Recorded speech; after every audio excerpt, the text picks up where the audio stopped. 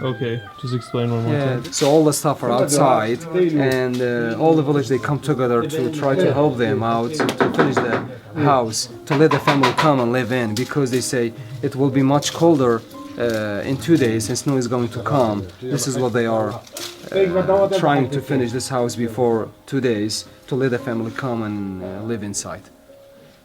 And this is what they are doing. You know, all the people from the village, they come together and try to finish this house out for them, to let the family come in and live and stay. When people came, it was just chaos. Thousands upon thousands of people on the streets, just sleeping under bridges, in makeshift tents, unfinished buildings. And it took quite a while for the government to set up, which is it's quite natural, to set up these camps that we've now been visiting. But many people came, or they fled to people they knew or to relatives. So there's these small camps or mini settlements that kind of came out of little villages around on the countryside here. And the situation there is good in the way that they have the social network around them, or the social safety net or whatever, but the big NGOs haven't been able to go out there because it's, you know, maybe an hour and a half to drive from the main hubs and from the big camps, and they can't do distribution for 5-6 families and then come back.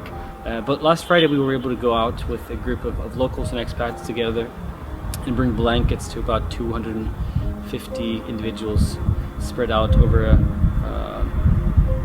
around this village in the mountains, like a cluster of very small villages. We have a van for our project that we've made available for local partners to get to bring people and supplies out to the more remote areas. We've also had people come for shorter term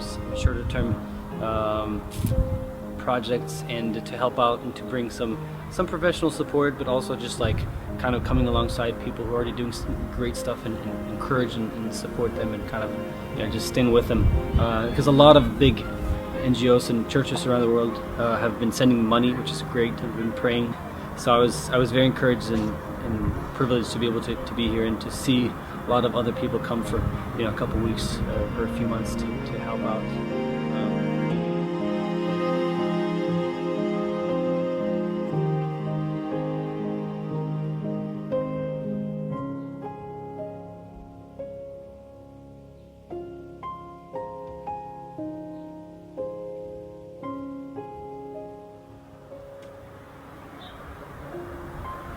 When the eyes of the world are on a disaster or a certain part of the world, a lot of funds come in and it's great.